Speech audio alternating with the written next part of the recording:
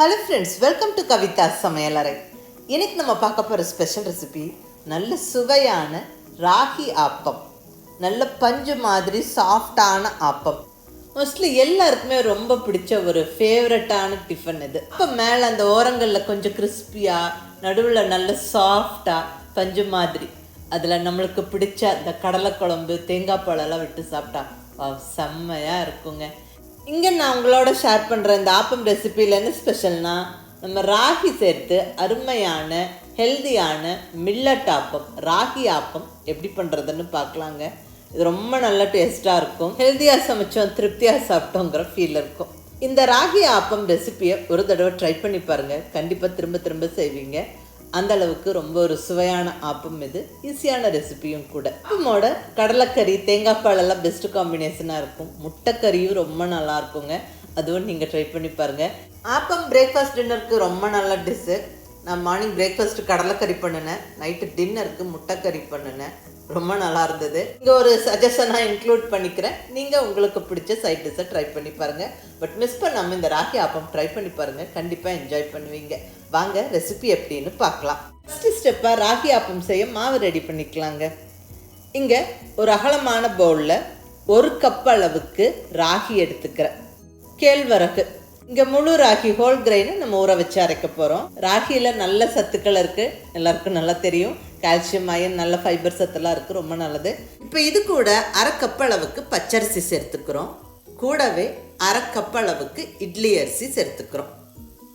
அடுத்ததாக இது கூட உளுந்தம்பருப்பு சேர்க்கணும். நான் இங்கே ஒரு 1/4 கப் அளவுக்கு கருப்பு உருட்டு உளுந்து எடுத்துக்கிறேன். அதாவது உளுந்தம்பருப்பு அப்படியே முழுசாக எடுத்துக்கிறேன். இது நல்லதுங்க, அந்த தோல் நீக்காமல் அந்த ஃபைபர் சத்தோடு இருக்கிற அந்த உளுந்தம்பருப்பை நம்ம முழுசாக சேர்க்கிறது.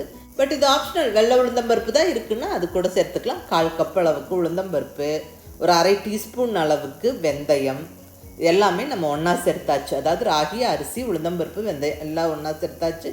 இதை நல்ல ஒரு 2-3 வாட்டி அலசி கழுவிடுவோம். கம்ப்ளீட்டாக நல்லா தண்ணி வெள்ளையாக்குற வரைக்கும் ஒரு 3-4 வாட்டி கழுவிக்கோங்க. பாருங்கள், நல்லா கழுவியாச்சு. இப்போ இதில் நல்ல தண்ணி விட்டு ஊற வச்சிடலாங்க. பாருங்கள், இந்த அரிசி பருப்பெல்லாம் நல்லா மூழ்கிற அளவுக்கு நல்லா நிறைய தண்ணி சேர்த்தாச்சுங்க. இது நல்லா ஊறணும். மினிமம் ஒரு 3-4 மணி நேரம் ஊற வச்சுக்கோங்க. ஸோ மூடி எடுத்து வச்சிடலாங்க, இருக்கட்டும். அடுத்தது இது கூட நம்ம அவல் சேர்க்கணுங்க. அதாவது மாவு ஆட்டுறதுக்கு ஒரு 20 நிமிஷத்துக்கு முன்னாடி அவல் ஊற வச்சா போதும். இங்கே ஒரு 1/2 கப் அளவுக்கு கெட்டி அவல் ஒரு அகலமான பவுலில் சேர்த்துருக்குறேங்க. ஃபஸ்ட்டு இதை நல்ல ஒரு 2-3 வாட்டி அலசி கழுவிடுவோங்க. பாருங்கள், நல்லா கம்ப்ளீட்டாக அலசி கழுவியாச்சு. இப்போ இதில் நல்ல தண்ணி சேர்த்துக்குவோம். நல்ல தண்ணி சேர்த்து ஒரு 20 நிமிஷம் ஊறணும். கண்டிப்பாக இந்த அவல் சேர்க்கும் போது தான் ஆப்பம் நல்லா சாஃப்டாக வரும். மிஸ் பண்ணாமல் சேர்த்துக்கோங்க. சப்போஸ் அவல் இல்லைன்னா ஒரு கைப்பிடி அளவுக்கு வெந்த சாதம் சேர்த்தும் நம்ம மாவாட்டிக்கலாம். நம்ம ஊற வச்சுருந்த அரிசி, ராகி எல்லாம் நல்லா ஊறி இருக்குங்க. பாருங்கள், ஒரு 4 மணி நேரம் ஊறினதில் நல்லா எல்லாம் ஊறிடுச்சு. 20 நிமிஷம் நம்ம ஊற வச்சுருந்த அந்த அவளும் நல்லா ஊறி ரெடியாக இருக்குது. இப்போ இதெல்லாம் ஒன்றா சேர்த்து நம்ம அரைக்கணும். மிக்சிலையும் அரைக்கலாம், கிரைண்டர்லேயும் அரைக்கலாம். பட் கிரைண்டரில் அரைக்கிறது எனக்கு சௌரியம். நான் இங்கே கிரைண்டரில் சேர்த்துக்கிறேன். கிரைண்டரில் அரைக்கும் போது மாவு நல்லா சாஃப்டாக கிடைக்கும். நான் இங்கே ஒரு 35 நிமிஷம் டைம் செட் பண்ணி அரைச்சிக்கிறேங்க. நான் இங்கே யூஸ் பண்ணிகிட்ருக்கிறது பேனசோனிக் கிரைண்டர். இதோட ரிவ்யூ கேட்டிருந்தீங்க. நல்லா மாவு அரைக்குதுங்க, மாவு சூடாகிறதில்ல. இந்த பேனசோனிக் கிரைண்டரில் டைமர் ஆப்ஷன் இருக்கிறங்காட்டிக்கு நம்மளுக்கு ஒன்ஸ் செட் பண்ணி வச்சுட்டா அது பாட்டுக்கு கடன்னு அரைச்சி கொடுத்துருது. அந்த டைமுக்குள்ளே நம்ம அந்த தண்ணி சேர்க்கறதுக்கான ப்ரொவிஷனில் நம்ம தண்ணியெல்லாம் அப்பப்போ சேர்த்துக்கலாம். அரைச்சி முடிக்கும் போது நான் இதுலேயே உப்பும் சேர்த்து விட்டு ஆட்டி எடுத்துருவேன். நல்ல சௌரியமாக இருக்குங்க. எனக்கு இது கம்ஃபர்டபுளாக இருக்குது. நான் இங்கே யூஸ் பண்ணிகிட்ருக்கிறது 2 லிட்டர் கிரைண்டர். இதுக்கான லிங்க்கு கீழே டிஸ்கிரிப்ஷனில் கொடுத்துருக்குறேன், வேணுங்கிறவங்க பார்த்துக்கோங்க. இங்கே மாவு ஆட்டி ஒரு அகலமான பவுலில் எடுத்து வச்சாச்சுங்க. மூடி எடுத்து வச்சுருவோம். மினிமம் ஒரு 7-8 மணி நேரம் நல்லா புளிக்கணும் மாவு. ஸோ இங்கே நான் ஈவினிங் மாவு அரைச்சி வச்சுட்டேன். நெக்ஸ்ட் டே மார்னிங் பாருங்கள், நல்லா புளிச்சு ரெடியாக இருக்குது. இதை வந்து கலக்கி விட்டுட்டு நம்ம ஆப்பம் வந்து ஸ்டார்ட் பண்ணிடலாம். ஆப்பம் மாவு கொஞ்சம் லூஸாக இருக்கணும். அதாவது இட்லி மாவு மாதிரி திக்காக இருக்கக்கூடாதுங்க. கொஞ்சம் இப்படி எடுத்து ஊற்றுற பக்குவத்தில் இருக்கும்போது தான் ஆப்பச்சட்டியில் ஊற்றி சுற்றி எடுத்து அழகாக ஆப்பம் செய்ய முடியும். ஸோ இப்போ இங்கே மாவு ரெடிங்க. இங்கே நல்ல ஒரு திக் பாட்டம் ஆப்பச்சட்டியை ஸ்டவ்வில் வச்சாச்சு. அப்பசட்டி சூடான உடனே நல்ல ஒரு ஃபுல் கரண்டி மாவு எடுத்து விட்டு பொறுமையாக இப்படி சுற்றி நடுவில் கொஞ்சம் அந்த மாவு வர மாதிரி விட்டு நம்ம ஸ்டவ்வில் வச்சு விட்டுருவோம். இதில் வேணும்னா நம்ம எண்ணெய் தெளிச்சுக்கலாம், இல்லை எண்ணெய் தெளிக்காமையும் நம்ம ஆப்பம் செஞ்சு எடுக்கலாம். நல்ல சாஃப்டாகவே வரும். இப்படி பபிள்ஸ் வந்ததுக்கப்புறம் மட்டுமே தான் நம்ம மூடி வைக்கணும். மூடி வச்சிடலாங்க. கீழே ஃப்ரை ஆகி மேலே ஆவியில் வெந்து வரும். அவ்வளோதாங்க. அருமையான சுவையான ராகி ஆப்பம் ஜம்முன்னு ரெடி ஆகிருச்சு. நல்லா அந்த ஓரங்களில் கொஞ்சம் கிறிஸ்பியாக, நடுவில் நல்லா சாஃப்டாக மெத்துன்னு சாப்பிட்றதுக்கு ரொம்பவுமே நல்லாயிருக்குங்க. பாருங்கள், பார்க்கவே ரொம்ப அழகாக இருக்குது. நல்ல பக்குவமாக மாவரைச்சி ஆப்பம் செஞ்சதால் ஆப்பச்சட்டியிலேருந்து ஆப்பம் அப்படி பக்குவமாக பட்டு போல் வருங்க. அருமையாக இருக்கும். இந்த ஆப்பம் மிஸ் பண்ணாமல் ட்ரை பண்ணி பாருங்கள்.